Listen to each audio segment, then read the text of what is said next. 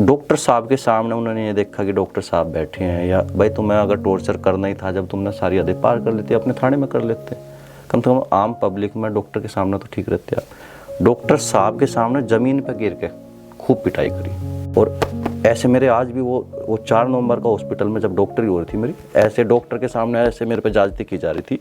और जिन्हें हम भगवान मानते हैं डॉक्टर साहब को, वे डॉक्टर साहब लिख रहे थे ही इज फिट, ये फिट है, इसका कोई खून से लथपथ आदमी का शरीर पड़ा, जिसके हिप्स पे खाल ना हो, पैरों से चल ना पा रहा हो, पैर उसके घुटने ऐसे खोल दिए हो उन्होंने, ये उंगली सारी सूजी पड़ी हो, ये उंगली आज तक टूटी पड़ी हो, करंट लगाया गया हो, वो कहाँ फिट होगा। काफ़ी एडवोकेट की वहाँ पर भीड़ थी, काफ़ी पुलिसकर्मियों की वहाँ पर भीड़ थी। तो उन्होंने जैसे ही उसमें हमें उस कटघरे में खड़ा किया, तो हमारा जो आगे के इस शरीर के जो जख्म थे, जो खून से लथपथ शरीर था, हमें कवर कर दिया पुलिस वालों से, ताकि हमारा फेस दिखे, न्यायालय पे हमारे जख्मों पे उनकी नज़र ना पड़े। नाम बोले, हाथ उठवाई, लेके चलो। आज द IMT पॉडकास्ट पर आप एक ऐसे शख्स से मिलने वाले हैं जिन्होंने निर्दोष होकर भी एक लंबे समय तक पुलिस का टॉर्चर झेला, जिन्होंने 12 सालों तक जीवन की एक मुश्किल और अविश्वसनीय लड़ाई लड़ी, जिन्होंने टूटे हुए शरीर, टूटे हुए सपने के साथ एक कामयाब वकील के तौर पर कामयाबी की बुलंदी को हासिल किया, जो उत्तर प्रदेश के बागपत जिले के किरठल गांव से हैं। आज उन्हीं की कहानी, उन्हीं की जुबानी पूरे देश में सुर्खियों पर है। एडवोकेट अमित चौधरी।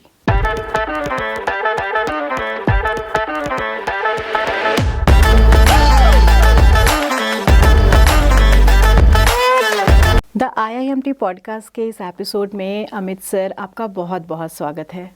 मैम, आपका हृदय से धन्यवाद, आपने मुझे आमंत्रित किया। जी सर। और ये मेरे लिए सौभाग्य की बात है कि आपके बीच में आने का मौका मिला मुझे। आपका भी बहुत बहुत धन्यवाद, आपने अपना इतना कीमती समय हमें दिया।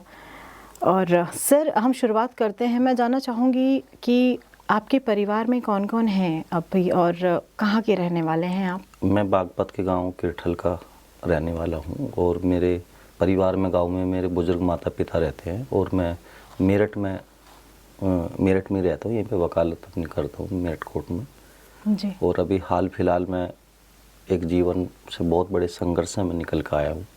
सर, बातों की शुरुआत आज हम उस खास तारीख से करना चाहेंगे जिस तारीख ने आपके जीवन को उस मोड़ पे पहुंचा दिया, उस जगह पे पहुंचा दिया जिसकी आपने कभी कल्पना भी नहीं की थी।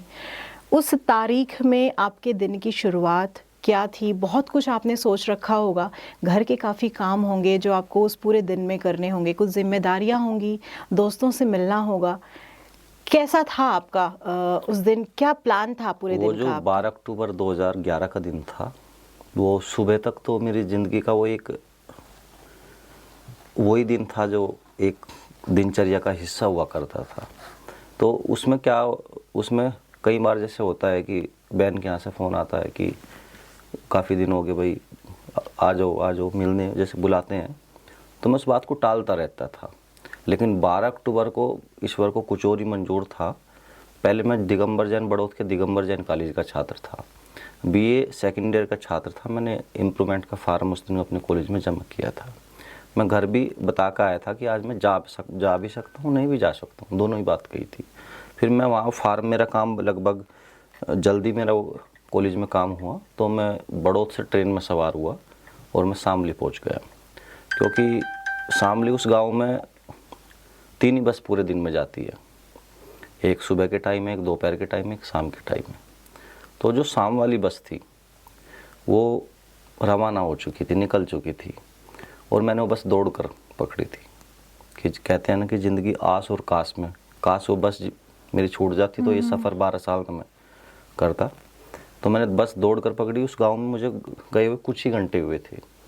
तो उन दिनों वर्ष 2011 में वेस्ट यूपी में 1 लाख का नामी बदमाश था सुमित कैल, काफ़ी चर्चित अपराधी था, दर्जनों मुकदमे थे। उसकी गांव में गैंगवार थी, और उस गांव से लगभग 6 से 8 किलोमीटर की दूरी पे कुछ ही घंटे जब मुझे गए हुए थे, एक एनकाउंटर होता है। और एनकाउंटर किसी आम आदमी का नहीं होता, खुद पुलिस वालों का एनकाउंटर होता है।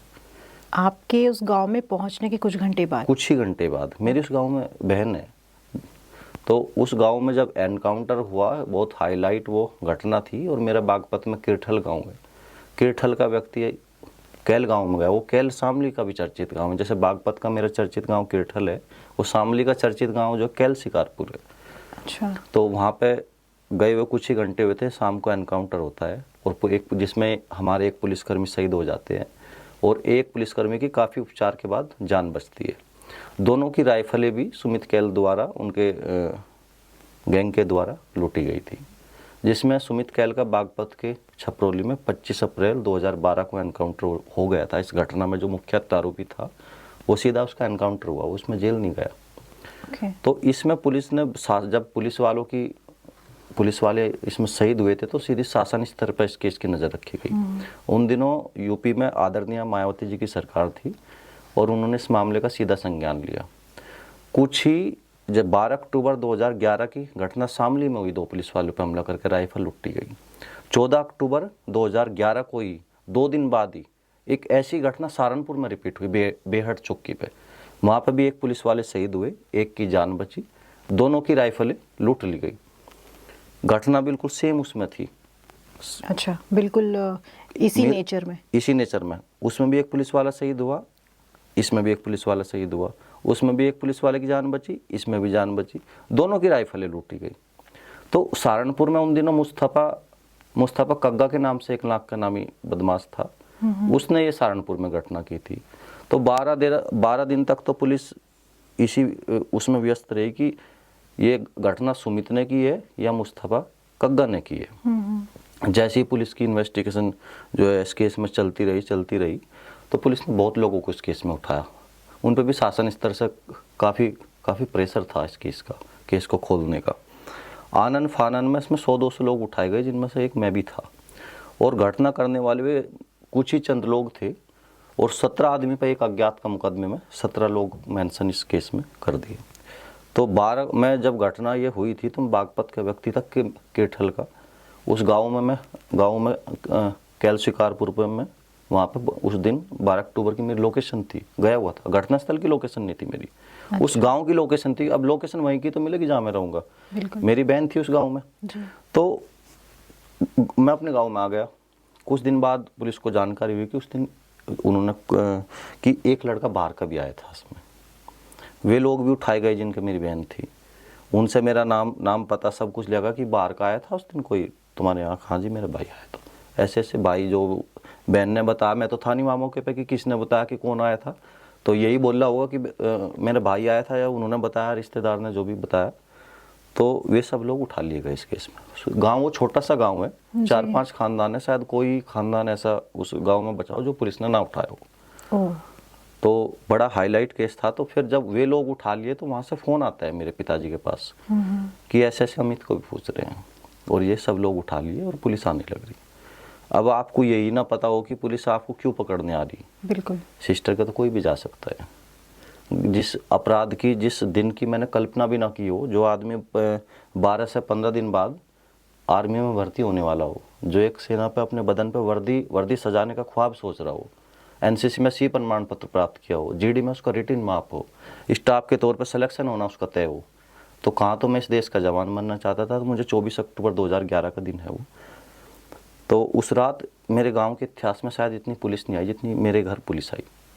और 5 दिन पहले मेरे पिता की आंख का ऑपरेशन हुआ था, हमने लेंस उसमें डलवाया था।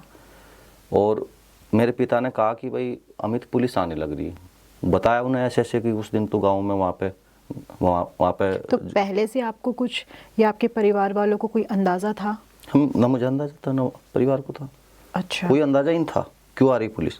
उन्होंने बताया कि ये उठा लिया है, बस ये कह रहे कि तुम्हारे बाहर का आदमी आया था। क्योंकि मेरा गांव बहुत ही चर्चित गांव है, वो भी थोड़ा सा उसकी एक इमेज बोलते हैं ना जिस गांव की, मेरे गांव की भी एक जो है गैंग वार रही है आपस में गांव में, एक चर्चित। तो आप सभी उस वाक़ये से बिल्कुल अनजान थे? बिल्कुल अनजान था। मैं तो वहाँ नॉर्मल विजिट की, गया और आ गया अपने घर। अब जब कोई आदमी जाएगा लोकेशन उसी गांव की तो मिलेगी, घटनास्थल की थोड़ी मिलेगी जी। तो मैं आया तो फिर वे सब लोग उठाए, वे जिनके यहाँ मेरी बहन थी वे लोग नहीं उठा, पूरे सब लोग गांव से जो बहुत सारे लोग उठाए गए, वे भी उठाए गए इस केस में। अच्छा। तो उठाने के और छोड़ने के बीच में पुलिस की क्या व्यवस्था रही होगी वो आप भली बात वाकिफ हो। बिल्कुल सर। और मेरे पास भी जब 12 दिन में टॉर्चर का शिकार हुआ, टॉर्चर की बात पे मैं अभी आऊँगा, तो पहले मेरे पिता को उठाया मेरे पिता ने मुझे, जैसे परिवार के कुनबे के लोग होते हैं, उनके मेरे एक साथी थे फौजी भाई, बुनेश भाई, उनके घर पे मुझे सुला दिया कि जब पुलिस आएगी भाई मैं फेस करूँगा। कोई भी पिता अपने 18 साल के फूल से बच्चे को ऐसे नहीं दे देगा पुलिस को कि आओ तुम ले जाओ इसे तोड़ दो, और उस अपराध में जिसमें कोई लेना देना ही ना हो। तो मेरे पिता को पुलिस ने उठाया और बहुत उनके साथ जायज़ती करी, और सबसे ज़्यादा वही आंख दबाई जिसमें उनका लेंस डलवाया था। और बाप बेटे के बीच में एक मर्यादा होती है, उन्होंने कभी मेरे से शेयर नहीं किया कि मेरे साथ उन्होंने क्या क्या किया। बाकी मैं भी अनजान नहीं हूँ, क्योंकि मैं उनके बीच में 12 दिन वो टॉर्चर झेल रहा कि उन्होंने कुछ ही घंटे मेरे पिता उनकी हिरासत में रहे, उन्होंने कितनी जायज़ती की होगी। रात को जैसे वे 23 अक्टूबर की रात को उठाए थे वे जी। और 23 की क्या, आप 24 अक्टूबर का ही दिन मान लो, 24 अक्टूबर की रात में जैसे उठाए तो शाम होते होते मैं भी पहुंच गया था वहीं पे। आप खुद गए थे या आपको ले जाया गया? वो भी मैं बताऊंगा आपको कैसे गया। तो जो मैंने दहशत 2 चीज़ में फेस देखी, एक तो बीमारी में दहशत होती है, एक पुलिस की भी दहशत देखी। पेट में दर्द 2 ही कंडीशन में होता है, बीमारी में और दहशत में।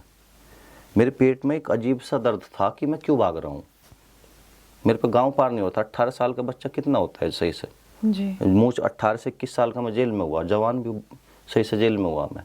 और मेरी गांव में किसी से गैंगवार नहीं, मेरे 3 पीढ़ी की भी गैंगवार नहीं है ना, हमारी कोई क्रिमिनल हिस्ट्री है। मेरे एजुकेशन हमारे परिवार की नींव रही है। और 18 साल के बच्चे पे सिपाही हत्याकांड का आरोप 396 जिसमें फांसी की सजा का प्रावधान है। तो मेरी बागपत के सरूपुर गाँव में दादी मेरी वहाँ की रहने वाली थी, अब तो उनका निधन हो चुका है। तो मैंने वहाँ पर रह कर बड़ौत के दिगंबर जैन कॉलेज में BA के एग्ज़ाम दिए थे। तो मुझे गांव के व्यक्ति जब मैं बताया मेरे साथ ऐसे ऐसे समस्या है, तो मुझे एक बस स्टैंड तक छोड़ गए, 50 या 100 रुपये उन्होंने दिए थे मुझे। तो मैं कितना ही भागता, मैं कोई क्रिमिनल माइंड थोड़ी था कि मुझे छुपना आता था या कोई आता था, रिश्तेदारी में तो जाता मैं जी। तो मैं उस गांव में गया, जैसे शाम के 24 अक्टूबर का दिन था, 6 बजे मैं उस गांव में पहुंचा लगभग। और उन्हें जानकारी में सारी दी कि ऐसे ऐसे मेरे साथ बात है।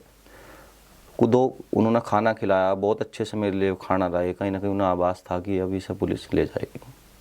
तो जैसे ही कुछ ही घंटे बाद बागपत का किरठल गांव सिपाही हत्याकांड में वे मुझे ढूंढ रहे हैं। ना पुलिस वालों को मेरा हुलिया पता, ना मेरी उम्र पता, ना मेरी नेचर पता, ना मेरा कैरेक्टर पता। तो जब उस घर में लगभग 8 बजे के आसपास 24 अक्टूबर 2011 को बागपत के सरूरपुर में मैंने उस मकान की छत पे को अपनी नज़र दौड़ाई, तो उन्होंने सोचा किरठल का लड़का है और वहाँ ऐसे सिपाही हत्याकांड में इसका नाम है, तो वो कोई बड़ा अपराधी होगा। तो वे सारे 47 से लेंस थे। अच्छा। बुलेट प्रूफ सारे जैकेट पहने हुए थे और बहुत सारी फोर्स, कुछ सिविल में भी थे, बहुत सारी फोर्स। उनमें से जो कुछ हमारे एक रिश्तेदार भी है पुलिसकर्मी, वे भी उनके सहयोग में थे। अब उनके ऊपर क्या प्रेशर था वे भगवान जाने, लेकिन उस टाइम वे सहयोग में थे या वे मेरी मदद के तौर पर थे, वे उनका दिल जानता है, लेकिन उस टाइम वे उनके साथ थे। जी। तो मेरे से पूछा, बेटे अमित कहाँ है, उन पुलिस वालों ने। अच्छा, पुलिस वालों ने आपसे खुद पूछा? हाँ, मुझे भी जानते भी नहीं थे, क्योंकि मैं तो बालक सा था, 18 साल उम्र मेरी थी। तो उस गांव में मेरी दादी के भतीजे की बहू थी, वे भी बुजुर्ग हो रही है जी। उन्होंने कहा ये लड़का बहुत अच्छा है, इसने कुछ नहीं किया, हाथ जोड़कर पुलिस वालों के सामने। तो जब उन्होंने पूछा कि अमित कहाँ है, तो पहले तो मैं चुप रहा, क्योंकि आदमी डर जाता है जब सामने पुलिस होती है। तो मैं चुप रहा पहले तो, फिर उसके बाद मैंने कहा जी मैं ही अमित हूँ। तो वे जो 47 ऐसे करे थे कि कभी वो हमला कर दे, कभी हमारे पे फायरिंग कर दे, तो उन्होंने सबने मत्थे में हाथ मारा। अरे कहीं कहीं जिलों की पुलिस इसके पीछे लगी हुई है, और ये तुम्हारे बच्चों से भी छोटा। तो मुझे जानते तक भी थे कि अमित कौन है, अमित क्या करता है, अमित की संगत क्या है, अमित का कैरेक्टर कैसा है। आपको आपकी पहचान या आपको पहचानने का उनके पास कोई जरिया नहीं था, सिर्फ एक अंदाजे के तौर पर? एक अंदाजा था कि वह किरठल का लड़का है, और सिपाही हत्याकांड में ऐसे वहाँ उस गांव में लोकेशन थी, कहीं ना कहीं वो बड़ा क्रिमिनल ना हो। तो जो क्रिमिनल है उसका नाम तक नहीं पता था पुलिस को? ना। ओके। केस खुला भी नहीं था, वे तो लोगों को अंदाजे पे उठा रहे थे उस टाइम पे। अच्छा। तो मुझे मत्थे मार कह रही है तो हमारे बच्चों से भी छोटा। तो किसी ने मेरे हाथ में ऐसे उंगली फंसाई, किसी ने पैंट में फंसाई, तो वे सीधे गाड़ी में बैठा कर चल दिए। तो आप कुछ समझ पा रहे थे? क्या चल रहा था दिमाग में सर उस टाइम जब वो एक लेकर बच्चा गए क्या आपको? समझ सकता था, जैसे वे ले जा रहे थे ऐसे झेल रहा था मैं भी। तो कह रहे कि चलो चलो पूछताछ करके छोड़ देंगे। तो उस बीच में एक कंपटीशन भी मैं बताऊंगा, जब पुलिस को आपस में श्रेय लेने का होता है। जी। जैसे ही मुझे बागपत के सरूरपुर गांव से उठाया गया, तो बागपत की जो एसओजी टीम थी, उन्हें जानकारी हुई कि कोई लड़का उस गांव का उठाया गया। जी। लीगल तौर पे जब पुलिस, गैर जनपद पुलिस किसी आदमी को उठाती है तो लोकल थाने में आमद दर्ज कराती है जी। कि हमें उनके यहाँ पे दबिश देनी। जी। लेकिन वहाँ कोई आमद दर्ज नहीं थी। जी। डायरेक्ट उस घर पे धावा बोला और मुझे अरेस्ट करा और मुझे लेकर निकल ली। उस बीच में फिर बागपत एसओजी को सूचना मिली कि ऐसे केस में उठाया गया। तो मैं बीच में बैठा था उनके, तो काफ़ी पुलिस वाले इस साइड में बैठे थे, मेरे कुछ इस साइड में बैठे थे। बोलेरो उनकी वो गाड़ी थी, कुछ पीछे बैठे थे, मैं बीच में था उस गाड़ी में। तो उन्होंने कहा कि ये बागपत एसओजी पीछा हमारा कर रही है। तो उन्होंने अपने ड्राइवर से बोला, जो गाड़ी चला रहा था पुलिसकर्मी, कि इसे नहर से ले लो गाड़ी को, क्योंकि वे एक सीमा का वो खेल था जो शामली और बागपत 28 सितंबर 2011 को 15 दिन पहले शामली जिले का गठन हुआ था। जी। तो सारी व्यवस्थाएं मुजफ्फरनगर से संचालित हो रही थी। जी। तो उस जिले में वे घुसना चाहते थे कि जिस जिले का एक केस था, फिर उनका वो था। तो काफ़ी देर तक मुझे जब गाड़ी में बैठाया गया तो बागपत पुलिस ने पीछा किया उनसे। वे अपने आप से लेना चाहते थे कि हमने से पकड़ा है, वे अपने आप से लेना चाहते थे। तो उसी बीच में उन्होंने कुछ, और दोनों ही जो पुलिस की टुकड़ी थी वो अलग अलग सीमाओं से थी। अलग अलग सीमाओं से थी। तो ये मुझे बड़ी स्पीड से, वो गाड़ी जैसे आपने फिल्मों में देखा हो पूरी स्पीड से दौड़ती, तो ऐसे लेकर दौड़ रही थी वो मुझे गाड़ी। तो फिर खैर आखिरकार वे शामली जनपद, उन्होंने सूचना दी आगे कि साहब बागपत एसओजी पीछे है। उन्होंने कहा कि नहर से ले आओ या जल्दी लाओ, और इसे वहीं ले चलो, यहाँ मत लाना, यहाँ पर मीडिया है, वहीं ले चलो थाने में से, थाना भवन में। अच्छा। तो मुझे उस थाने में ले जाया गया। तो एक वाक्य मैं इसमें शेयर आपसे ज़रूर करूँगा। जो हमारे वे रिश्तेदार थे, तो उन्होंने वहाँ के जो उस टाइम इंस्पेक्टर थे, उन्हें ऐसे सलूट किया, जैन सर। कह रही, मैं उनके सामने खड़ा था इंस्पेक्टर साहब की, कह रही अमित कहाँ है? इंस्पेक्टर साहब बोले अमित ही है। तो किसी को यकीन नहीं था कि ये बच्चे जिसे तुम ढूंढ रहे हो, ये बच्चा निर्दोष है और आप इसे उस अपराध में शामिल कर रहे हैं जिसमें कोई लेना देना ना हो। तो फिर कुछ अधिकारी आते हैं और एक इशारा जो होता है, मेरे मुंह से तो नहीं कहता, लेकिन मैं भी पुलिस की लैंग्वेज समझ गया था कि ये इशारा क्या कर रहे हैं। तो उन्होंने कहा था कि कूटो सालों को, क्योंकि उन्हें हर चीज़ में वही नज़र आ रहा था। और उनका गुस्सा जायज़ इसलिए भी है, उन्होंने भी अपना एक जवान खोया था। तो जब इतनी बड़ी घटना होती है तो प्रेशर उन पर भी रहता है। लेकिन जो प्रेशर था, आप घटना हो रही है, अगर उस प्रेशर में आप किसी निर्दोष की ज़िंदगी से खेल जाओगे तो आपको भगवान भी माफ़ नहीं करे। तो मैं आधा घंटा मारा, उन्होंने मेरे हाथों पे 20-30 फट्टे मारे, जो गुस्से में उन्हें मारने थे। फट्टे को एक चमड़े टाइप का, उसमें लकड़ी फिट रहती है, वो ऐसे मारते हैं हाथों पे। मुझे फिर भी मुजफ्फरनगर के लिए लेकर निकल जाते हैं। उस मुजफ्फरनगर तक जाने में, उस गाड़ी के सफ़र में कितनी बार तो मेरे ऐसे चूंटा गया, कब किधर से उंगली ऐसे आती थी। और वे जो पीछे बैठे थे 2 लोग बोलेरो में, पता नहीं यहाँ कितनी बार मार रहे थे। कोई कान ऐंठ रहा था, कोई कुछ कर रहा था, वो सब बर्दाश्त कर रहा था। फिर मेरे जो पिता उठाए हुए थे, उन्होंने, वे मुजफ्फरनगर थे एसओजी के ऑफिस में, और मुझे सीधे वहीं ले गए पहले एसओजी के ऑफिस में। तो मेरे पिता को उन्होंने छोड़ दिया।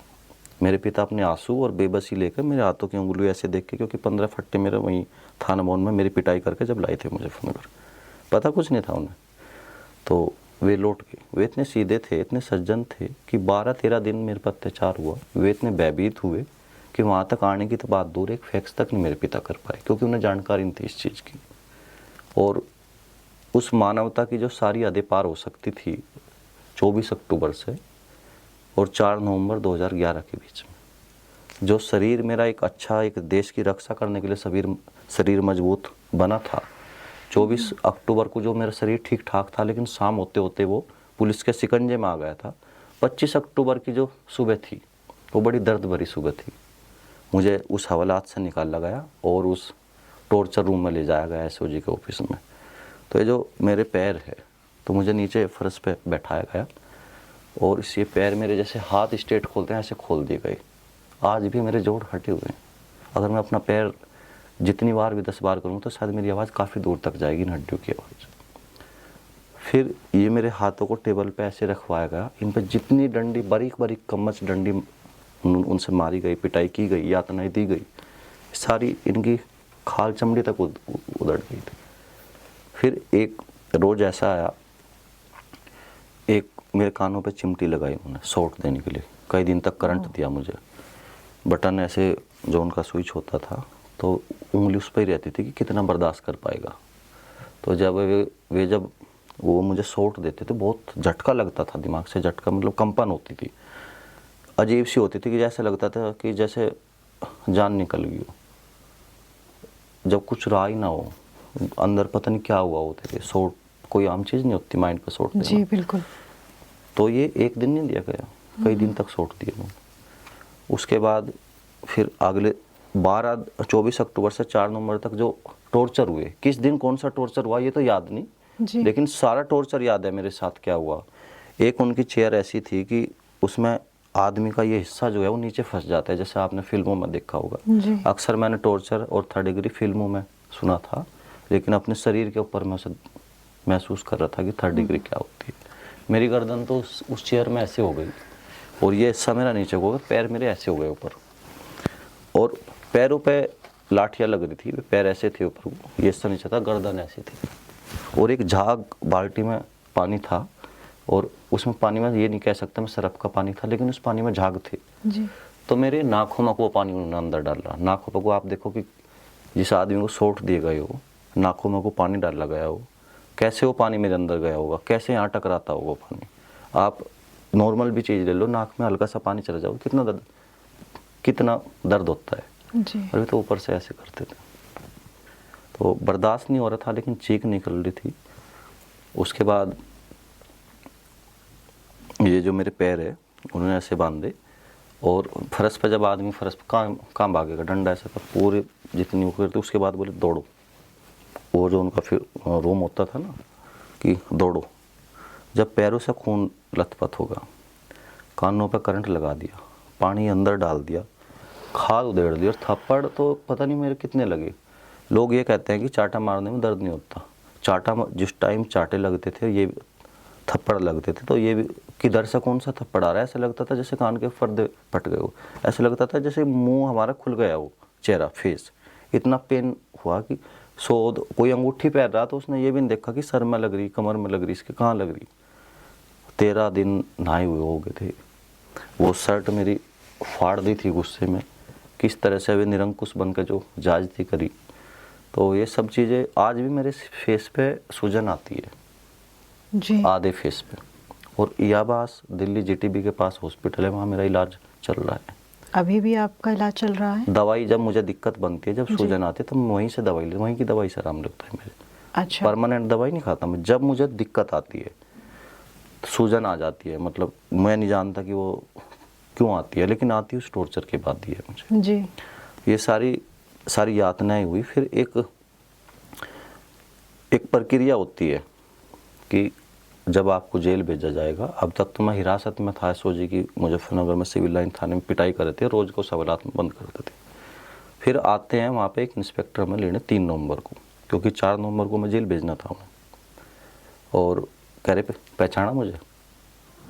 वही इंस्पेक्टर है जो पहले दिन मुझे कह रहे थे अमित कहाँ है, जब मुझे अरेस्ट करके लाए थे। जब आपको अरेस्ट किया गया था जी। मैंने कहा नहीं, अब इतने अफसरों से सामना हुआ, आदमी को छोड़ दिया गया कर लिया, तो आदमी पहचान भी नहीं पाता। क्या अब तक कितने अफसरों से सामना किया। मैंने कहा जी मैंने तो नहीं पहचाना आपको। कह रहे पिटाई हुई तेरी। मैंने कहा हाँ जी। तो बोले इसकी पैंट निकालो। पिटाई का मतलब ये वायका कब का है सर? जब आपको 12 दिन 13 दिन जो आपके टॉर्चर के थे वो पूरे हुए उसके बाद का वायका है? ये मैं बता रहा हूँ ना कि 24 अक्टूबर से 3 नवंबर तक टॉर्चर हुआ मुजफ्फरनगर में जी। 3 नवंबर मुझे 4 नवंबर को जेल भेजा गया। तो अच्छा। जेल भेजने से पहले डोजियर और काफ़ी हमारी चालान की जो प्रक्रिया होती है, जो थाने से एक तरह से भेजा जाता है जेल में, मेडिकल रिपोर्ट मेडिकल करा के, अरेस्टिंग दिखा के, सारी प्रक्रिया थाने से होनी थी वो जी। तो हमें एक दिन पहले उसी थाने में सुपुर्द कर दिया गया जिस थाने के कांस्टेबल शहीद हुए थे। तो आप अंदाज़ा लगा सकते हो वो रात कैसी बीती होगी। तो वे लेने आए और थाना भवन के लिए सवार हो गए। तो 3 नवंबर की रात का मैं उसमें जिक्र करना चाहूँगा। हवालात में बैठा दिए। पीएससी की एक बटालियन पहले से ही मौजूद थी वहाँ पे जी। रात को नींद क्या होती है वो हमने नहीं महसूस करी। एक कांस्टेबल थे वहाँ पे, उनका नाम लेने में मुझे कोई गुरेज नहीं है, उनका नाम था सूर्यपाल जी। जी।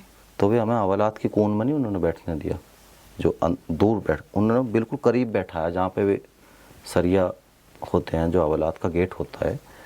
अगर किसी की हल्की सी भी ऐसी वो लगी, आँख लगी, तो तुरंत लाठी का डंडा यहाँ आता था हमारे सीने पे, बैटरी की चौंध मारता। पूरी रात तो उन्होंने ऐसा किया, सोने नहीं दिया। सोने नहीं दिया।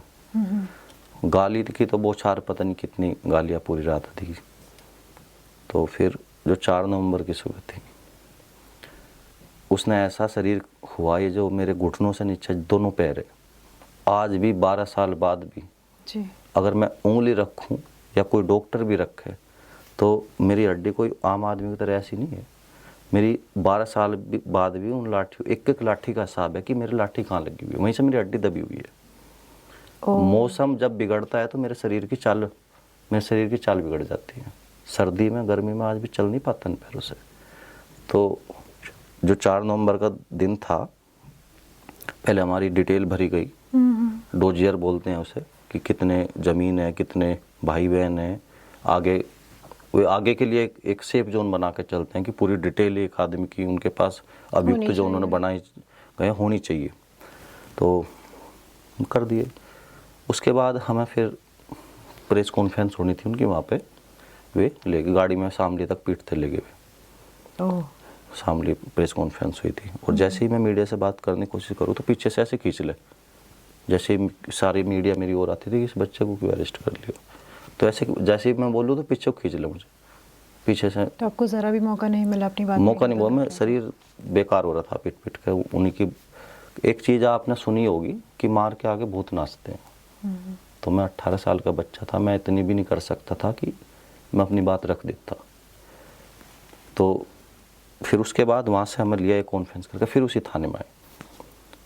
आने के बाद एक बरामदा, जो वहाँ की हवालात थी, उसके सामने एक पिलर है बरामदे का, जिस पर जैसे बरामदा होता है, बरामदा बोलते हैं जिसे, उस पर ऐसे हाथ किए, पैंट निकाल ली, और हिप्स पे खून और मांस लबालब कर दिए। जितना स्टाफ था, जिसकी सर्दी जब तक उतरी उतना बजाया सबके, पैंट उतार उतार के। ये मानो कि मेरे 3 महीने बाद हिप्स पे खाल आई थी। इनसे अगर मैं लोअर भी चेंज करता था, मेरा लोअर वो खून से लथपथ हो जाता था। मैं बैठ नहीं पाता था, सीधा लेट नहीं पाता था, कई महीने तक उल्टा लेटता था। तो खून मांस लबालब बह रहा था, और नीचे जो पीएससी का जो डंडा बजा, पुलिस का डंडा बजा, वो इन पैरों से आज भी मैं चल नहीं पाता। और बात यही नहीं ख़त्म हो पाई। उसके बाद हमें मेडिकल परीक्षण के लिए थाना भवन के सामुदायिक स्वास्थ्य केंद्र में ले जाया जाता है, जहाँ पे आम पब्लिक जो लाइन में लगी हुई थी। तो हमें उस जीप में जैसे ही वे ले गए, तो हमें अंदर के गेट से ले गए। तो डॉक्टर साहब बैठे थे। सारे डॉक्टर एक जैसे भी नहीं होते जी। जीवन भी देते हैं किसी डॉक्टर को, लेकिन अपना कार्य ईमानदारी से करना चाहिए। तो जैसे ही वे जो आईओ साहब थे और सूर्यपाल जी थे, उन्होंने सबसे ज़्यादा ज्यादती करी। डॉक्टर साहब के सामने उन्होंने ये देखा कि डॉक्टर साहब बैठे हैं, या भाई तुम्हें अगर टॉर्चर करना ही था, जब तुमने सारी हदें पार कर लेती, अपने थाने में कर लेते, कम से कम आम पब्लिक में डॉक्टर के सामने तो ठीक रहते आप। डॉक्टर साहब के सामने ज़मीन पर गिर के खूब पिटाई करी, और एक लाठी इतनी तेज़ थी, आज भी मेरे याद है। तो जैसे ही वो लाठी आई, मैंने जानवरों की पिटाई होती देखी थी, ऐसे घुटने, वो मेरे एक लाठी यहाँ लगी थी इस घुटने पर, मुझे आज भी याद है। मेरा पैर ऐसे ऐसे कांपने लगा था कि वो मेरा पैर सीधा तक नहीं होता। जब वो लाठी में बर्दाश्त नहीं उनकी कर पाया, तो दूसरी लाठी आई, तो मैं पीछे को हुआ, तो वहाँ पे लाल रंग की कुर्सी रखी थी प्लास्टिक की। इतनी तेज़ वो लाठी थी कि वो कुर्सी का ऊपर लसा टूट गया था प्लास्टिक। आप अंदाज़ा लगा सकोगे वे कितनी लाठियाँ वहाँ। एक कान है ना, वो जो सूर्यपाल जी नाम के सिपाही थे, अगर वे इस पॉडकास्ट को भी सुने तो भगवान भी उन्हें माफ़ नहीं कर देगा कि एक 18 साल के बच्चे के साथ क्या जाती। ये कानों को ऐसे करते थे, और ऐसे मेरे आज भी वो 4 नवंबर का हॉस्पिटल में जब डॉक्टरी हो रही थी मेरी, ऐसे डॉक्टर के सामने ऐसे मेरे पे ज्यादती की जा रही थी। और जिन्हें हम भगवान मानते हैं डॉक्टर साहब को, वे डॉक्टर साहब लिख रहे थे ही इज फिट, ये फिट है, इसका कोई कोई खून से लथपथ आदमी का शरीर पड़ा, जिसके हिप्स पे खाल ना हो, पैरों से चल ना पा रहा हो, पैर उसके घुटने ऐसे खोल दिए हो उन्होंने, ये उंगली सारी सूजी पड़ी हो, ये उंगली आज तक टूटी पड़ी हो, करंट लगाया गया हो, वो कहाँ फिट होगा। उसके बाद वे लेके चल दिए, फिर उसी थाने में लाई, रोटी आई फिर हमारे सामने। अब इतनी पिटाई हुई 4 नवंबर को, तो ये पैर भी सीधे नहीं हो रहे थे और पीछे खाल नहीं छोड़ रखी थी, उंगली सब सूजी पड़ी, तो रोटी भी नहीं खाई जा रही थी। रोटी कैसे खाते, पीट पीट कर रोटी खिला दी। फिर मुजफ्फरनगर के लिए लेकर न्यायालय के, माननीय न्यायालय के लिए निकल पड़ते हैं। तो मुझे माननीय न्यायालय में 4 नवंबर 2011 को पेश किया गया, लेकिन एक पुलिस ने इस बीच में एक मनगढ़ंत कहानी बनाई। 24 अक्टूबर को जिस शख्स को उठाया गया हो, तमाम न्यूज़पेपर की हेडलाइंस में आया हो कि उस गांव का व्यक्ति उठाया गया है, इस केस में पूछताछ जारी। तो जब मैं इस केस में दोषी था, मुझे छोड़ कर दिया था उन्होंने, जो मेरी 3 नवंबर को मुठभेड़ दिखाई। 24 अक्टूबर से 4 नवंबर तक यातनाएं दी और कोई रिकॉर्ड में गिरफ्तारी नहीं दिखाई। लेकिन 3 नवंबर में एक स्टोरी बनाई उन्होंने कि हम जो है नहर से जा रहे थे, ईंख से फुसफुसाहट की आवाज़ सुनाई दी, अमित ने पुलिस टीम पर फायर जोक दिया और हम बाल बाल बच गए।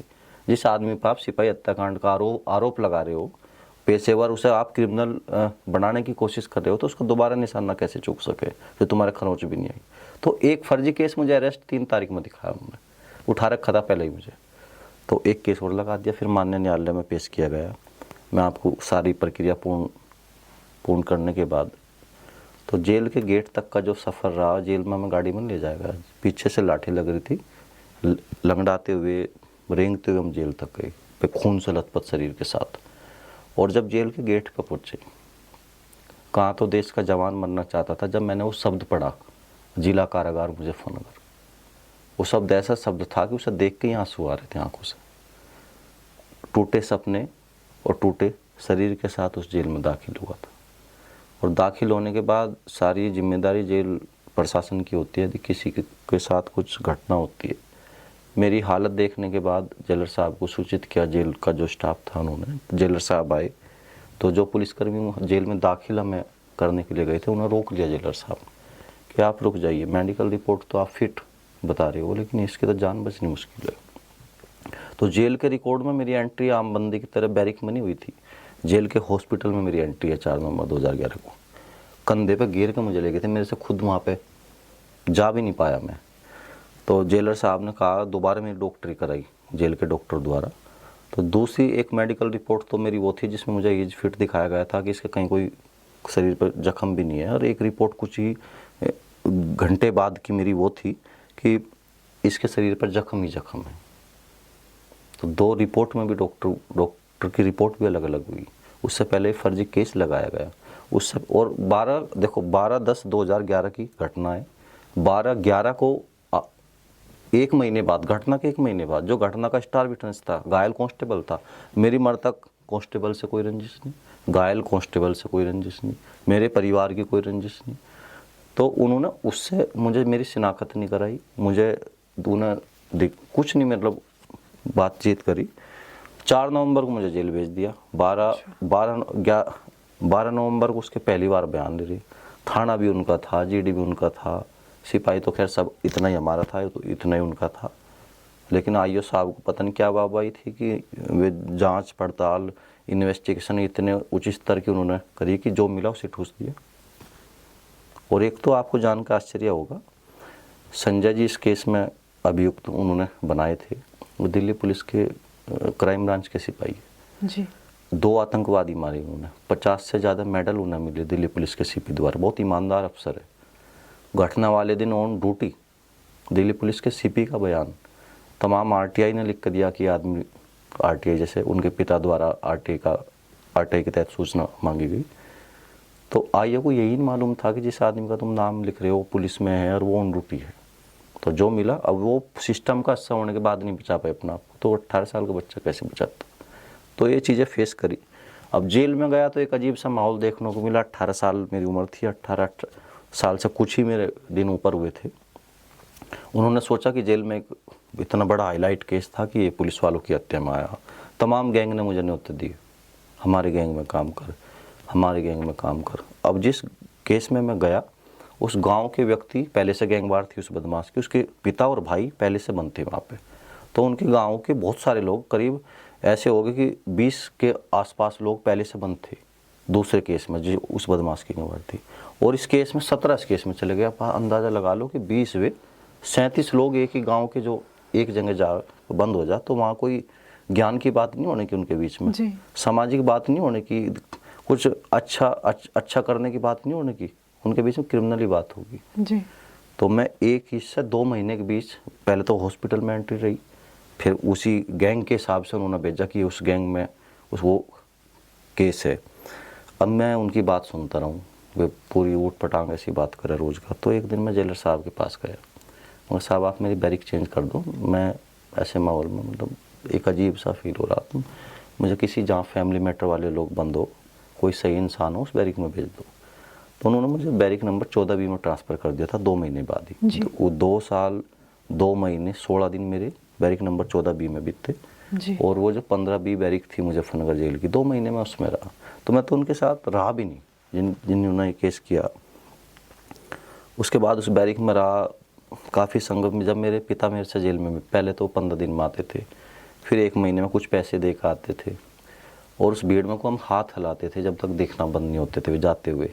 और जब मुलाकात की पर्ची आती है जेल में, तो ऐसा लगता है जैसे आज कोई त्यौहार हो, कोई मिलने आया। और उस मुलाकात को आदमी अपने आप को संजो कर कई दिन तक ऐसा जीवंत रहता है उस याद में कि उस दिन आए थे, 2 दिन हो गए, 4 दिन हो गए, फिर से एक नए दिन का इंतज़ार करना कि उस दिन घर से कोई आएगा। मेरे पिता ही मेरे इसमें मुलाकात में आए हैं, बाकी जो वे गिफ्ट के रिश्ते थे मेरे पास कोई नहीं आया। आखिरी टाइम तक यदि उस मुलाकात के सफ़र में कोई आया तो मेरे बुजुर्ग पिता मेरे साथ आए। और कहाँ तो उनका बेटा आर्मी में जाना चाहता था, लेकिन मैंने उन्हें जेल तक सफ़र करा, इस बात की मुझे पीड़ा होती थी। एक बार का वाक़या है कि मैं BA सेकेंड ईयर का छात्र था, 12, 13, 14 का मेरा मुजफ्फरनगर जेल में गैप रहा। तो मैंने कहा कि मैं जेल में अपने पिता से कि मैं पढ़ना चाहता हूँ। तो उनके शब्द थे कि भाई, जैसे अपने बेटे को बागपत की लैंग्वेज में बोलते कि भाई अब तो अपने आप को 12वीं पास मान, अब तो पढ़ नहीं पाएगा। मेरे पे इन चीज़ों का कोई असर नहीं पड़ा। मैं फिर से बाहर आया,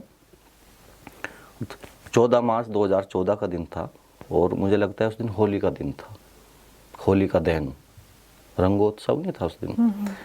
तो मेरी 14 मार्च 2014 को समय 8 बजे के आसपास रिहाई हुई। और रिहा होने के बाद जैसे ही मैं अपने गांव पहुंचा, तो गांव में 18 से 21 साल का मैं जेल में उकाया था, लगभग 20.5-21 साल का। तो मुझे देख कर लोगों ने, जो समाज ने जो आईना दिखा, समाज ने जो मुझे सिखाया, जिसे लेकर हम पूरी ज़िंदगी डरते हैं कि 4 लोग क्या कहेंगे, समाज क्या कहेगा।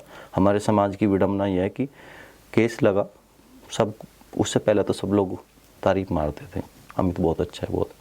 केस ऐसा लगा कि उनकी परिस्थिति, उनका नेचर देखने का सब कुछ, मेरे नज़रिया मेरे प्रति बदल गया। कोई देख के गेट बंद करता था, कोई अपने बच्चों को मेरे पास आने से रोकता था। एक बार मैं बाज़ार में जूस पिया, उस जूस वाले ने पैसे ना लिए मेरे से। मैंने कहा आप क्या पैसे क्यों नहीं ले रहे? तो आप पैसे नहीं लोगे तो मैं आगे जूस नहीं पीने का आपका। कहे नहीं अब। तो मैंने ज़बरदस्ती पैसे दिए उसके। फिर गांव के कुछ जो मेरे से बड़ी उम्र के थे, मेरे पिता की से भी बड़ी उम्र के थे, वे मुझे नमस्ते करने लगे। तो मैंने कहा कि भैया आपको मैं बाहर अच्छा नहीं लग रहा क्या, या आप मुझे क्या साबित करना चाहते, बदमाश को आइडियल मानो आप अपना। तो जब ये चीज़ों ने परेशान किया, तो मैं 2 ही महीने अपने गाँव में रह पाया। तो मैं अपना घर छोड़ दिया, क्योंकि उस चीज़ को फेस नहीं कर पा रहा था। वे समाज के लोग, आसपास के लोग, वो निगेटिव ऊर्जा, आपने चाहे कुछ भी ना किया हो, आपको इतनी हीन भावना आपके अंदर पैदा कर देगी कि आप ना चाहते हुए भी गलत रास्ते पर धकेल देगी। मैं उस रास्ते पर जाना नहीं चाहता था। मैं गुड़गांव गया भटकता हुआ, और अचानक से जिन शख्स को मैं जानता भी नहीं था, अजय चौधरी बार के अध्यक्ष है गुड़गांव के, वंदना मैडम है। तो लंच टाइम में मैं उनके पास भटकता हुआ पहुँचा उस शहर में। गया तो एक में छोटा मोटा कुछ नौकरी मिल जा, अपना गुजारा हो जा, उस हिसाब से मैं गया था। जब मैं वहाँ पे लोगों के ताने सुन रहा था कि अपना गांव क्या, मैं अपना स्टेट ही छोड़ दिया। और ये मेरी ज़िंदगी का नियम भी है, जिस चीज़ ने मुझे याद रहा, मैं 12 साल के सफ़र में टेंशन दी, मैं वो चीज़ ही छोड़ दी।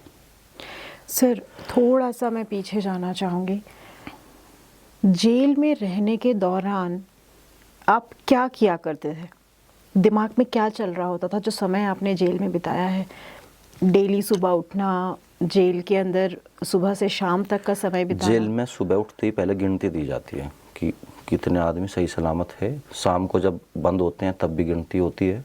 सुबह जब उठते ही पहला काम जिसकी ड्यूटी रहती है चीफ साहब की कि 100 बंदियों ने खाना खाया, एक रिपोर्ट भी भेजी जाती है रोज का जी। शासन को। जी। जब जेल पूरी लॉक हो जाती है शाम को एक रिपोर्ट शासन को भेजी जाती है कि 2200 जितने का भी लॉकअप होता है कि इतने बंदी खाना खा के सब आराम कर रहे हैं, जो जेल की भाषा है, एक सूचना जो आगे भेजी जाती है। तो जब सुबह जब उस बैरिक का ताला खुलता है, जितने भी अंदर 100 के आसपास, जैसे आसपास बरामदे टाइप सरिया दिखाई देते हैं, जैसे सबको गिनती से बाहर निकाला जाता है।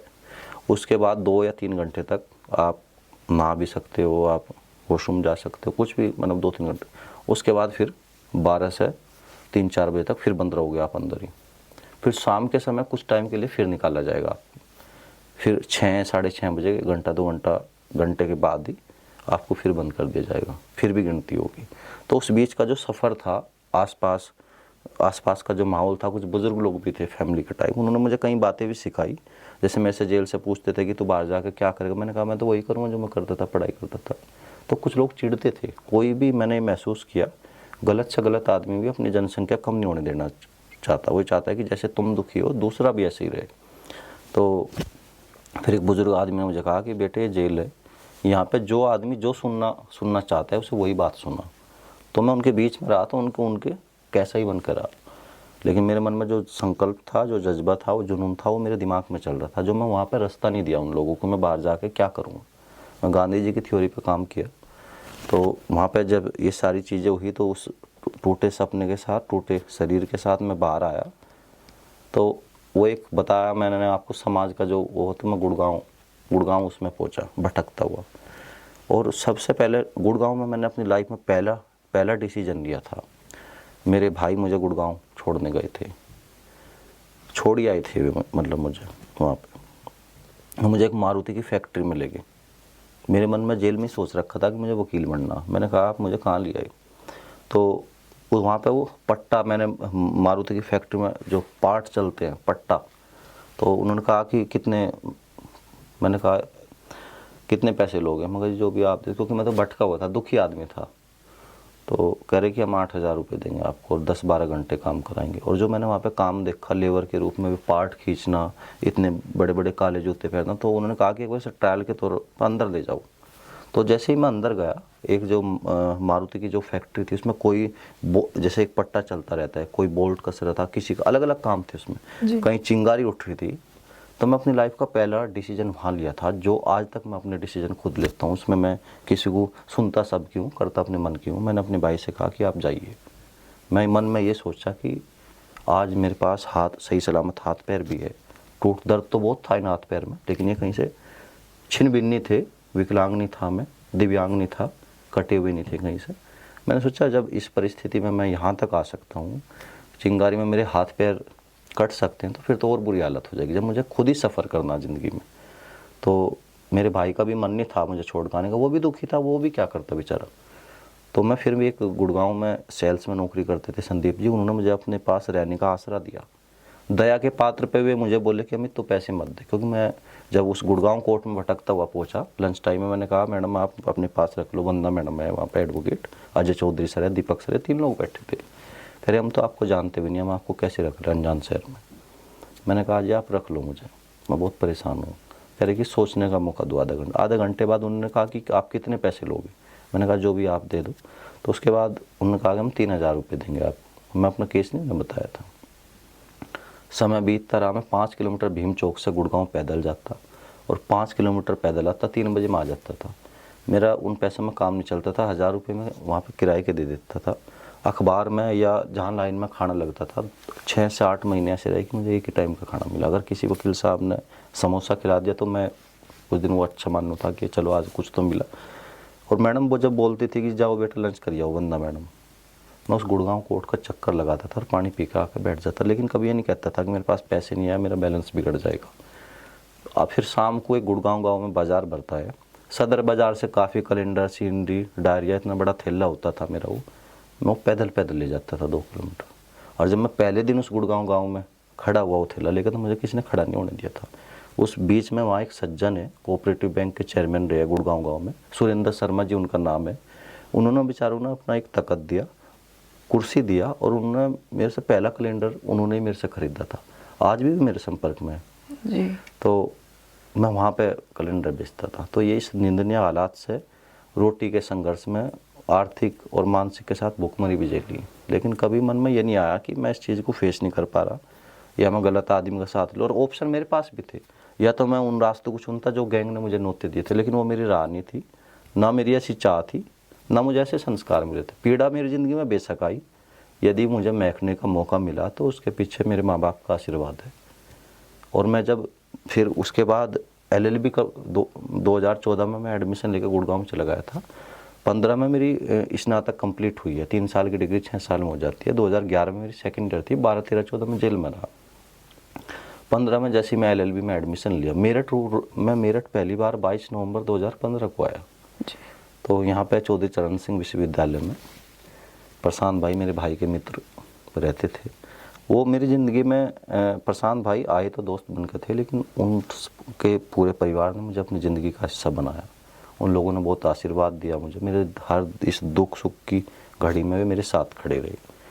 तो मेरी LLB कंप्लीट हुई, मेरा काम नहीं चलता था यहाँ पर भी। मेरा कोई ऐसा दोस्त भी नहीं है कि जिसका मैं कर्जदार नहीं हूँ। वो जो तारीख का आर्थिक और मानसिक पीड़ा लेकर जब आदमी सफ़र तय करता था, उस 500 के नोट के आसपास मेरी ज़िंदगी घूमी। 2019 तक मेरे केस में कुछ नहीं हुआ था, सिर्फ मुझे मिली थी तारीख। जब 18 में मेरी LLB कंप्लीट हुई और 19 में मैंने AIB का एग्ज़ाम पास किया, और इतना सब कुछ झेलने के बाद मैं भी और गुड़गांव में एक मुंशी के रूप में असिस्टेंट के तौर पर मैंने कार्य किया। तो कानून के गलियारे से होकर मैं गुजर कर आया था कि गुड़गांव में असिस्टेंट के तौर पे मैंने काम भी किया था। तो मैं वाली बात इतना सीख गया था कि मुझे अपने केस में क्या करना है, खुद वकील भी बन गया था। तो इन सब जब 2019 में मैं अपने केस में, उससे पहले मुझे तारीख मिली, इससे पहले मेरे वकील साहब भी थे, और तो मैं अपने केस में खुद एक जो सूझबूझ तरीके से मैं सारे जतन कर सकता था, मैं एडवोकेट के रूप में 2019 में अब मुजफ्फरनगर न्यायालय में प्रतिनिधित्व। मैंने सुना भी है और पढ़ा भी है कि पहले तो आप मुझे ये बताएं कि आपने LLB और LLM कहाँ से की, मैं उसके बाद अपने सवाल पर। मेरी LLM की पढ़ाई चौधरी चरण सिंह विश्वविद्यालय कैंपस से हुई जी, और मेन कैंपस से। ओके। और चौधरी चरण सिंह विश्वविद्यालय के समस्त गुरुजनों का, समस्त कर्मचारियों का मेरे प्रति बहुत आशीर्वाद मुझे दिया जी। और एक दोस्त का मैं कर्जदार हूँ जिसने मेरी सहयोग में दुआओं के माध्यम से, छोटी सी भी आहुति थी जी, सबका मैं कर्जदार हूँ। इस यात्रा में मेरा कोई ऐसा दोस्त नहीं जिसने मुझे तारीख पर जाने के लिए पैसे ना दिए। तो 500 का नोट आज भी मुझे याद आता है कि मुझे खुद जैसे सुबह मुझे तारीख पर जाना है, तो शायद मेरे जीवन का कोई ऐसा दोस्त बचा हुआ जिससे मैं पैसे नहीं लिए, लेकिन मैं लौटा भी देता था उनके फिर। तो जब अगली तारीख का टारगेट मिलता था तो मुझे 500 रुपये नहीं कमाने थे, 1000 रुपये भी कमाने थे। 500 भी देने थे उनके, 500 खुद के लिए कमाने। जब नहीं कमा पाता था फिर मांगता था। और मैं इस चीज़ पर भी कहते हैं ना कि अच्छी बातें कहीं से सीखने मिल जाए, ग्रहण कर लेनी चाहिए। मैं सोचता था कि जब पाकिस्तान एक देश है, वो पूरा लोन पे चल रहा है, तो अमित तेरे मुसीबत का टाइम है, तू भी लोन पे ही चल फिलहाल। अच्छा, लोन पे यानी कर्ज पे चल। तो कमा पाता था तो ठीक है, नहीं सहयोग लेता था दोस्तों से, और कोई आदमी नहीं बचा जिसने सहयोग ना किया। और 12 साल से एक सफ़र, और विद्वान लोग, बुद्धिजीवी वर्ग सारे मेरे रूममेट भी रहे, और अभी सारे बुद्धिजीवी वर्ग, चाहे वे प्रोफेसर हो, चाहे वे बच्चे तैयारी करने वाले हो, उन्हीं के बीच में मेरी संगत रही। और 12 साल से मैं कभी बेड पे चारपाई पे नहीं सो पाया, गद्दे पे ही सोता हूँ आज भी, ज़मीन पर ही। मुझे नींद नहीं आती, इतना टॉर्चर इस शरीर के साथ हुआ है। और मेरा जो पैरों में दर्द शुरू होता है, कभी कभी मेरी पीठ तक आ जाता है, तो मुझे रात को इंजेक्शन तक लगाने की नौबत आ जाती है डायनापार की। इतनी दिक्कत मुझे इस बरी तो मैं हो चुका, लेकिन इस दर्द को लेकर मैं आज भी जीता हूँ। सर, आपने अपना केस खुद लड़ा है और आज आप उसी कोर्ट में प्रैक्टिस कर रहे हैं, कभी जिस कोर्ट में आपको हथकड़ी लगाई गई थी। कैसा लगता है आज आप उस कोर्ट में वापस आए? देखिए, आर्मी में अगर कोई जाता है तो उसका तन और मन कमज़ोर नहीं होता, जब 12 साल मैं इस पीड़ा में रहा और मैं उस हथकड़ी लग के उस कोर्ट में वो चीज़ें गर्दन झुका के मैं वहाँ पे जाता था, तो मन में एक जिद थी कि आज यहाँ पे अपमानित महसूस कर रहा हूँ। जो क्रिमिनल लोग अभी तो अपमान फील नहीं कर देंगे ना, उनके लिए तो शौक हो गए, लेकिन मेरे लिए और मेरे परिवार के लिए तो अपमान था कि मैं वहाँ हथकड़ी लग के जाता था। जी। तो मेरे मन में एक जिद थी कि जहाँ मेरे हथकड़ी लगी यहीं सम्मान पाना है। तो कभी जिस कोर्ट में एक अपराधी की नज़र से देखा जाता था, आज उसी कोर्ट का समस्त स्टाफ वकील साहब कहकर बुलाता है, सम्मान की नज़रों से देखता है। और सम्मान की नज़रों से अपने लिए मैं इतना लड़ा कि पूरी शिद्दत से मैं इस केस को लड़ा, जितना मैं कर सकता था। सूझबूझ तरीके से सारे जतन मैंने हर प्रयास किए अपने केस में। एक एडवोकेट होने के नाते जो सारे जतन मुझे करने चाहिए थे वो मैंने किए। जिस न्यायालय में मेरा मुकदमा था उसी न्यायालय में मैं एक जो अभियुक्त मुझे इस केस में बनाया गया था, मैं कटघरे के अंदर और कटघरे के बाहर दोनों में वही इंसान था। तो एक पात्र में इसमें आपको बताता हूँ, जो आईओ साहब थे जिन्होंने मेरा नाम लिखा, वे एविडेंस करने आते हैं कोर्ट में। मैं एडवोकेट के रूप में अपने अदालत में मौजूद था। तो मेरे से कहते हैं वकील साहब नमस्कार। मैंने कहा नमस्कार। कह रहे आप किसकी तरफ से हो वकील साहब? मुझे आईओ साहब कह रहे। मैंने कहा आप मुझे नहीं जानते? कह रहे नहीं। मैंने कहा मुझे नहीं जानते? कह रहे नहीं। मगर मैं वही अमित हूँ जिस पर तुमने जुल्म किए थे, फर्श पे पड़ा हुआ ये कह रहा था तुम्हें कि साहब आप गोली मार दो। तो ऐसे नज़रें चुराने लगे हुए और हवाइयाँ उड़ गई उनके चेहरे की। मैंने कहा आ जाइए। मैं जब अपने केस में जाता था तो काफ़ी लोगों से सारी चर्चाएं करके, जो मेरे सुप्रीम कोर्ट में भी अधिवक्ता है, कहीं साथी है मेरे, हाई कोर्ट में भी है, मेरठ में भी है, सब लोगों से, जो मेरे साथ विद्वान मंडल जितने भी लोग मेरे बुद्धिजीवी वर्ग लोग जुड़े हुए, सबसे चर्चा करके वे मेरी पूरी तैयारी करा के भेजते थे मुझे वहाँ पे क्या पूछना है, क्या नहीं पूछना है। तो मैंने वहाँ पे 2 ही बात पूछी और उन्होंने आईओ साहब ने झूठ का भी सहारा लिया, लेकिन उनका झूठ भी नहीं चल पाया। वो मैं आपको बताऊंगा कि वे अपने इस तरह से कितने गिरे। पहले तो झूठा नाम लिया, जब कोई एविडेंस नहीं मिली फिर झूठ भी बोले, लेकिन सच होता है। वो झूठ की दीवार उनकी चल नहीं पाई। आते हैं, पहले तो मुझे पहचान ही नहीं पाई। फिर उसके बाद मैंने एक ही बात पूछी उनसे कि माननीय न्यायालय के सामने कि 12/10/2011 की घटना है और 12/11 को आपने बयान लिए और 4/11 को आपने मुझे जेल भेज दिया। आपको ये कैसे पता लग गया बिना शिनाख्त कराए, बिना जो घटना का एकमात्र स्टार विटनेस है उससे बिना कुछ करे कि ये लड़का था?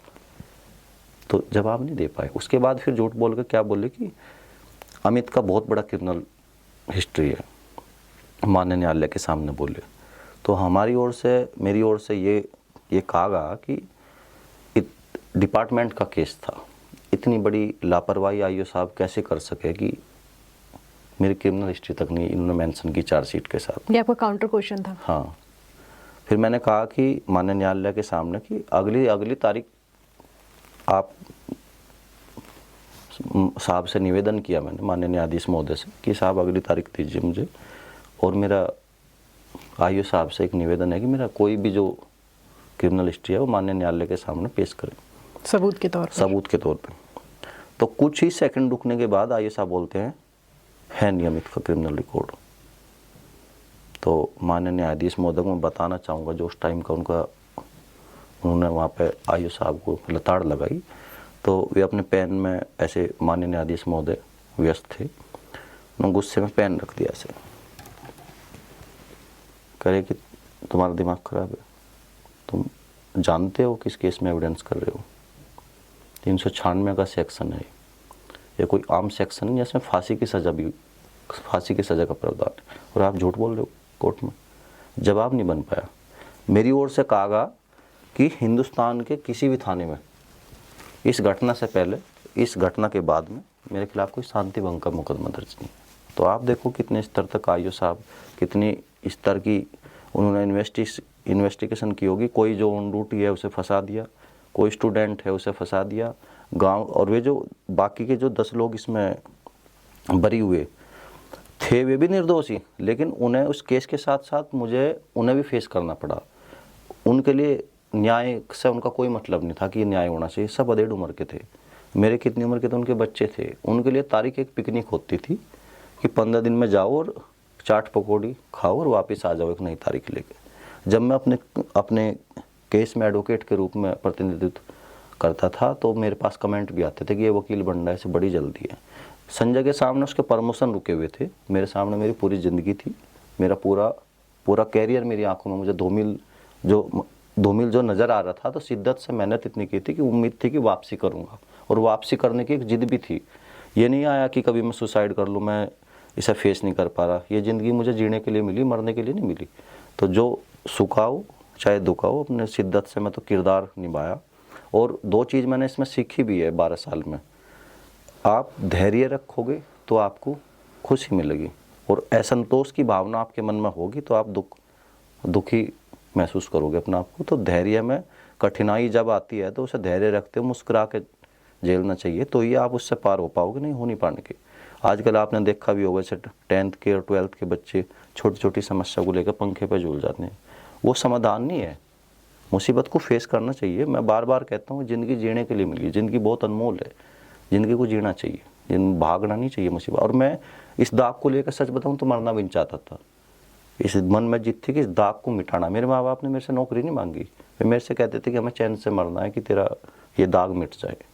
तो ये यात्रा रही। फिर वो आखिरकार 19 सितंबर 2023 को मेरे फैसले की तिथि मुकर्रर हुई।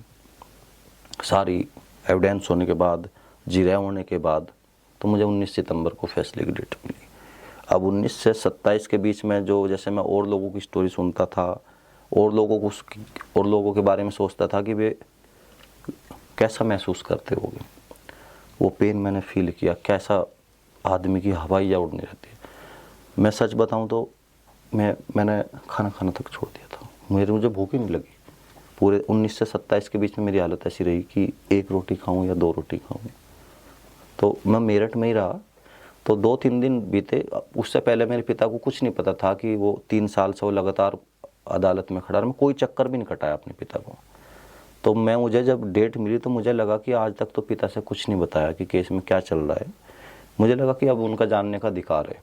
कल को अगर फैसला मेरे खिलाफ भी आता है, मैंने सारे जतन किए, मेरे मन में टीस नहीं थी कि मैंने उस पॉइंट पे मेहनत नहीं करी।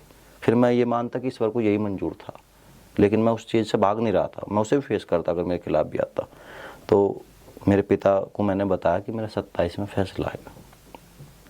तो आसपास का जो माहौल था गांव में, आप जानते हो कि गांव में किस हिसाब से चर्चा करते हैं लोग कि पुलिस वाला मरा हुआ है, और अपना मन मेरे पिता से सहानुभूति के तौर पे दिलासा देने के बजाय उन्हें निराशा दे रहे कि अपना मन टाइट रखना, पुलिस वाला मरा हुआ है और फैसले में कुछ भी हो सकता है, फैसले में कुछ भी होना है, अपना मन जो टाइट रखना। तो मेरे पिता का फ़ोन आता है। 3 साल तक मैं गाँव नहीं गया था, अपने माँ बाप से भी नहीं मिला था मैं। इस 3 साल जो जजमेंट आया 19, 20, 21, 22, 23 तक मैं गाँव में नहीं गया। उसके बाद मेरे पिता का फ़ोन आया, मेरी बुज़ुर्ग माँ है, उन्होंने कहा कि मैं तो तेरे से जेल में मिलने आ जाऊँगा अगर तेरे खिलाफ़ फैसला आया, लेकिन तू अपनी माँ से फिर कभी नहीं मिल पाने का। तो ये सब सुनकर मेरे मन में भी एक ख्याल आया कि बड़े से बड़ा काम माँ बाप का आशीर्वाद लेकर सिद्ध होता है। चलो मैं आज 3 साल बाद गांव चलता हूँ। जैसे 27 में फैसला आना था तो मैं 26 को कुछ घंटे के लिए अपने गांव जाता हूँ। मेरे साथी भी एक मेरे साथ थे, तो वे गेट में खड़े थे दोनों। वे रो नहीं रहे थे, लेकिन उनकी आंखों से आंसू आ रहे थे, फेस से नहीं रो, अंदर से रो रहे थे वे। पता नहीं, मैंने उन्हें जानबूझकर लेट इसलिए बताया उन्हें 19 सितंबर को, जैसे मुझे डेट मिल गई थी 27, मैंने 23 तारीख में बताया उन्हें, ताकि उनका कुछ समय घट जाए, वो परेशान ना रहे। तो जब तक उन्हें डेट पता लगी आसपास सारे अखबार में, या कि जैसे भी उनके पास फ़ोन आए, तो मुझे लगता है पॉजिटिव फ़ोन उनके पास कम गए, नेगेटिव ज़्यादा गए। तो जब मैं गया, आसपास के लोग, जो नेगेटिव ऊर्जा होती है, कुछ आपसे लोग ऐसे नहीं कि सारे लोग आपके शुभचिंतक होते हैं, कुछ ऐसे भी होते हैं जो मैं एक बात वो कहना है कि जब बचपना था तो दुश्मनों से डर लगता था, जब समझदार हुआ तो अपनों से डर लगता था। तो आसपास का जो माहौल था नेगेटिव, तो वे उपास भी बना रहे थे। वे ये उपास बना रहे थे कि आज इसकी आखिरी मिलाई है अपने माता पिता से। तो मेरे पिता कहने लगे कि मैं कल तेरे फैसले पे आऊँगा।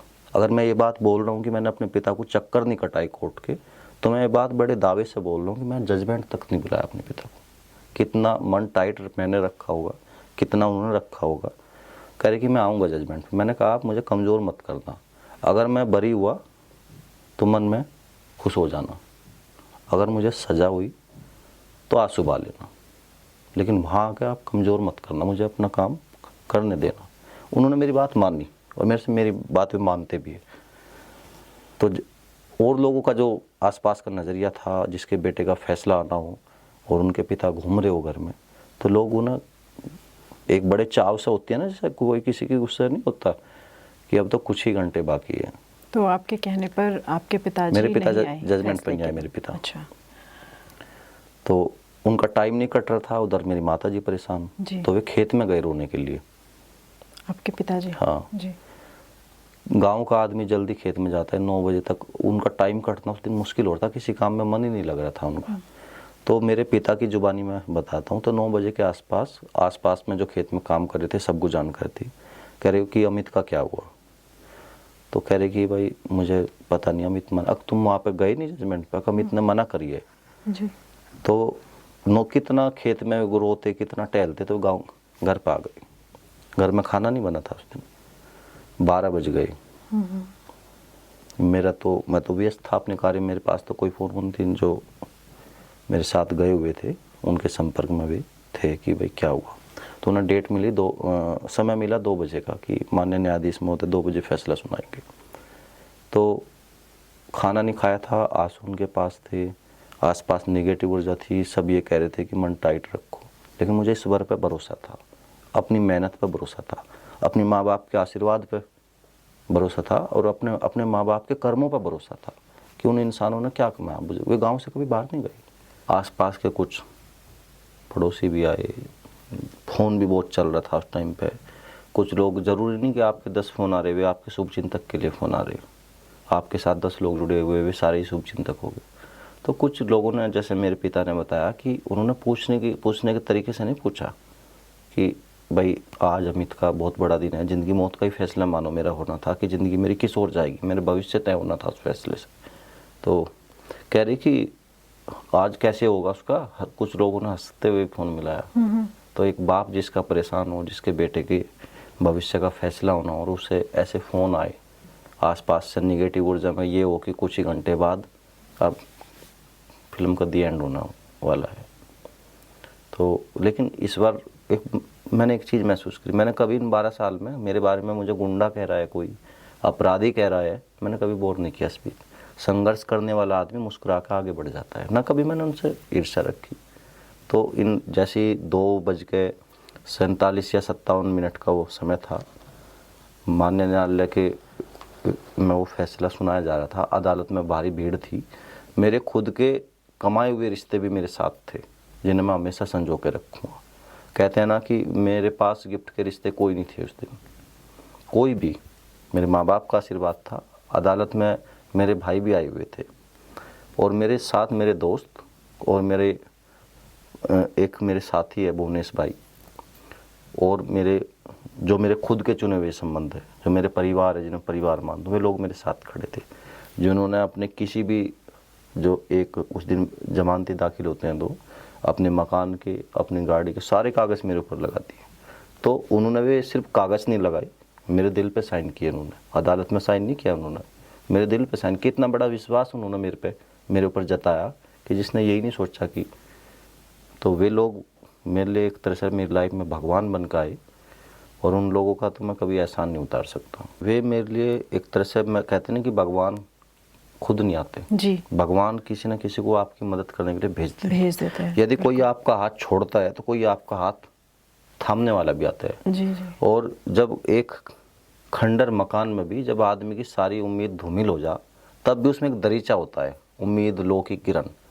तो मैं कभी अपनी उम्मीद नहीं छोड़ी, अपनी आस नहीं छोड़ी, मैं सांस में जीता रहा कि एक दिन सब अच्छा हो जाएगा। जी। तो मैं एक चीज़ इसमें आपसे बोलना चाहूँगा कि जो घुटन मेरे अंदर थी, जो मेरी आँख में आंसू थे, कि घुटन में आँख में आंसू का मेल मत लिखना, घुटन में आँख में आंसू का मेल मत लिखना, और नसीब में किसी के जेल मत लिखना। तो वो जो जेल का सफ़र था, वो दर्द था, 12 साल का सफ़र था, वो मुझे बाइज्जत बरी होने के बाद मुझे नया जीवन मिला। और उस पल में जो मैंने महसूस किया मेरी ज़िंदगी दो भाग में बट चुकी थी। एक मेरा वो 18 साल से पहले का जीवन था जो मेरे गिफ्ट के रिश्ते थे जी। और एक वे रिश्ते मेरी ज़िंदगी में पनप गए थे। इस 12 साल में कुछ रिश्ते मुझे छोड़ के चले गए। कुछ रिश्ते मेरे जीवन में इतने अच्छे आए जिन्हें मैं हमेशा संजो के रखना चाहूँगा। उन्हें मैं इंसान की तुलना से भगवान से मानता हूँ कि वे मेरे जीवन का हिस्सा है। और कुछ नाम मैं इसलिए नहीं ले सकता क्योंकि वो अवस्था ऐसी है कि नाम लेना उचित नहीं है। बहुत लोगों का मुझे आशीर्वाद मिला, अकेला मैं कुछ नहीं कर सकता था। ईश्वर के जिसने भी मेरी इस यात्रा में हल्का सा भी सहयोग किया तो मैं सबका धन्यवाद करूँ। वे एक दोस्त कर्जदार है, उन गुरुजनों का आशीर्वाद है, वो विश्वविद्यालय परिवार है, मुझे सबका प्यार मिला। और शायद मैं पहला व्यक्ति ऐसा हूँ, इतनी बड़ी घटना होने के बाद कोई किसी को बैठाना पसंद नहीं करता, लेकिन मुझे लोगों ने दिल में जगह दी अपने। तो उन्हीं की इस समाज में एक समाज वो था कि जो ताना मार रहे थे मुझे, और एक समाज वो था कि जब पूरा वे लोग मुझे अपराधी समझ रहे थे तब उन लोगों ने मुझे गले लगाया। सर, जो फैसले की रात थी वो रात क्या कुछ आपके दिमाग में चल रहा था? आपको क्या उम्मीद थी फैसले से कि वो आपके खिलाफ होगा या आपके हक में होगा फैसला? ये तो भविष्य के गर्भ में सर, आपने छिपा कुछ तो था। महसूस किया होगा। हाँ, महसूस किया मैंने। आपका दिल क्या कहता था? मेरा दिल ये था कि सच की जीत होगी। ईश्वर पे मुझे पूरा भरोसा था, अपनी मेहनत पे भरोसा था, लेकिन फिर भी न्यायालय का फैसला नहीं आया था। जी। और वो धड़कनें जो होती है, वो जो प्रेशर होता है, वो होता है इंसान को। मैंने जितनी शिद्दत जतन से मैं मेहनत कर सकता था, लेकिन न्यायालय का फैसला आना बाकी था। और जो मुझे नहीं मालूम था वो किस ओर मेरी ज़िंदगी और जाने वाली है। तो वो जो पहली रात बीती मेरी, वो बड़ी पीड़ादायक रात थी। उस रात मुझे पूरी रात नींद नहीं है। और उस पूरी रात में मैं फिर से उसी बात पर दोहरा रहा हूँ, मेरे पास 18 साल से पहले जिस परिवार में मैंने जन्म लिया हो, मेरे माँ बाप तो बुज़ुर्ग हो रहे हैं, उनका फ़ोन आया मेरे पास। जो गिफ्ट के रिश्ते थे, आप गिफ्ट में बहुत लंबी चौड़ी लाइन लगती है, उसमें पूरा 3-3 पीढ़ी की रिश्तेदारी हो जाती है, कोई मेरे पास नहीं था। जब किसी का फैसला आना हो, वो कोई आम फैसला नहीं था ज़िंदगी में। आदमी ये सोचता है कि एक बार मिल ले, पता नहीं ज़िंदगी किस ओर जाएगी, पता नहीं। कोई नहीं आया मेरे पास। यदि उस टाइम पे आपके साथ कोई खड़ा है, इस शहर में जब मैं अनाथ की तरह घूमता था, मैंने एक लाइन लिखी थी अपने ऊपर जो मैंने उस दिन न्यायालय में महसूस भी करी कि मैं अनाथ हूँ और मैं गुजरा हुआ हालात हूँ। महकूंगा एक दिन मैं भी अपनी खुशबू से, क्योंकि मैं खिलता हुआ गुलाब हूँ। और मुझे महकने का मौका माननीय न्यायालय ने दिया और मेरे साथ खुद के चुने हुए संबंध खड़े थे। 26 की रात मेरे पास, मैंने बताया था, मेरे जो हॉस्टल के साथी है प्रशांत भाई, उनके बड़े भाई डॉक्टर विपिन जी, उस दुख की घड़ी में शायद वे और एक उनके साथी थे। वे अकेले शख्स ऐसे हैं जिन्होंने उस रात को मुझे संभाला था। और उनकी पूरी फैमिली ने, उनकी क्या, वो मेरी भी फैमिली है, मेरा भी परिवार है। उन लोगों ने बहुत प्यार, आशीर्वाद, हिम्मत दिया। और कुछ नाम, एक मेरे साथी ऐसे भी है जो इस फैसले का दिन देखने से पहले इस दुनिया से ही चले गए। सुधीर भाई, उनका नाम मैं इसलिए लिया क्योंकि एक हर्निया का ऑपरेशन हुआ था उनका मेरठ में 2-3 साल पहले। 38 साल एज थी, उनका निधन हो गया था। बहुत अच्छे इंसान थे। जब आदमी का एक व्यवहार बनता है तो एक व्यवहार सिर्फ एक ही चीज़ से नहीं बनता कि संस्कार मिले आपका व्यवहार, इस समाज से वो हर चीज़, मनुष्य एक हमेशा लास्ट टाइम तक विद्यार्थी रहता है, वो कुछ ना कुछ सीखता रहता है। तो कितनी चीज़ें समाहित होकर एक व्यवहार बनता है। तो उस इंसान ने भी एक दोस्त, जो कहते हैं ना, दोस्त कुछ ऐसे आते हैं कि कभी भुलाए नहीं जाते। उनकी यादें हमेशा संजो के रखी जाती है। इस दुनिया में नहीं है, लेकिन उनकी यादें, उनकी अच्छी बातें हमेशा मैं संजो के रखता हूँ। महसूस करता हूँ कि अपने कर्मों से कि उन्हें सच्ची दोस्ती, श्रद्धांजलि यही है कि जैसा उनका नेचर था कुछ अपने जीवन में अपनाऊं। इतने अच्छे इंसान थे जी। अमित सर, एक चीज़ और भी है जो मैं आपसे जानना चाहती हूँ।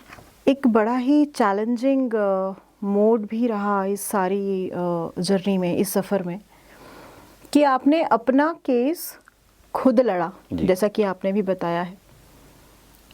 सर, वहाँ 2 अलग अलग किरदारों को निभाना आपके लिए कितना चैलेंजिंग था कि वहीं आप वकील की यूनिफॉर्म में अपनी वकालत भी कर रहे थे, और जब वो वकील मुजरिम का रोल प्ले कर रहा होता है तो फिर वो कटघरे में भी जाता है। कैसे बैलेंस किया आपने दोनों रोल्स को एक साथ? मैं माननीय न्यायालय में जब जाता था, अपने जी। केस में एडवोकेट के रूप में प्रतिनिधित्व करता था। जी। तो मैं जब कोर्ट पे नहीं रहता था तो मैं अपनी वकालत करता था और माननीय न्यायालय के सामने अपने रीडर साहब से परमिशन लेकर अपनी बात रखता था। जी। जब बात आती है कटघरे की, जब मैं अपनी वकालत करता था तो मैं कभी कटघरे में खड़ा नहीं हुआ, लेकिन जिस दिन न्यायालय का फैसला आना था, सारी एविडेंस, सारी प्रक्रिया, सारी कंप्लीट हो चुकी थी, तब मैं, जब फैसला सुनाया जाना था, तब मैं एक वकील नहीं, तब मैं एक आरोपी था।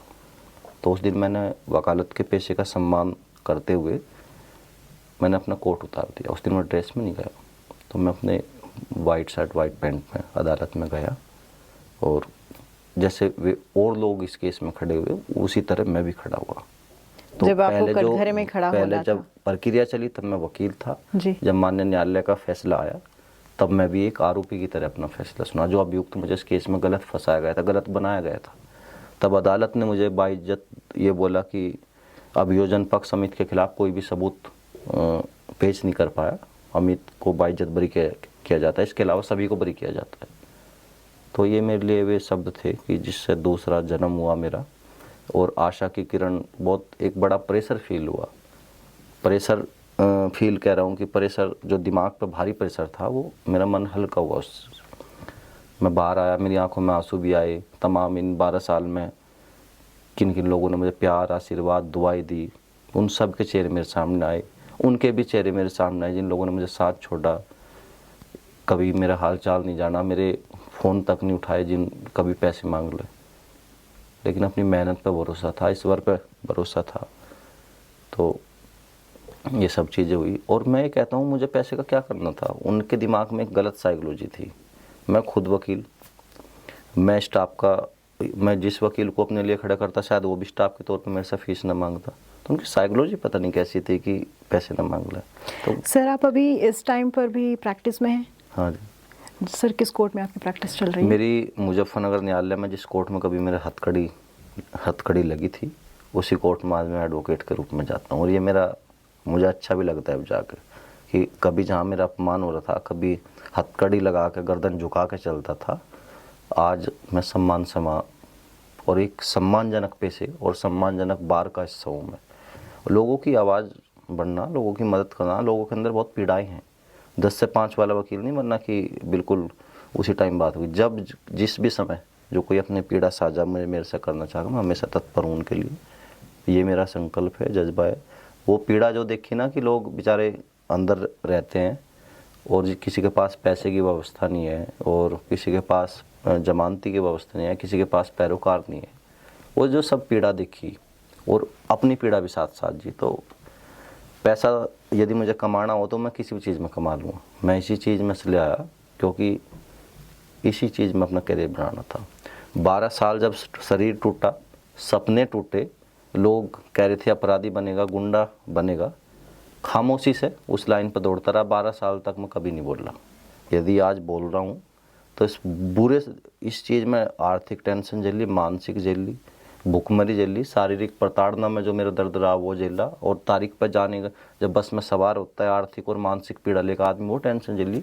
इसी प्रेशर में मैंने पढ़ाई करी और इस पढ़ाई करने के साथ साथ अपना मुकदमा लड़ा। जो आदमी इस अपने बदन पर वर्दी सजाना चाहता था, कहाँ वो एडवोकेट बन के अपना, मैं तो इस केस के साथ साथ अपना कैरियर भी बनाया।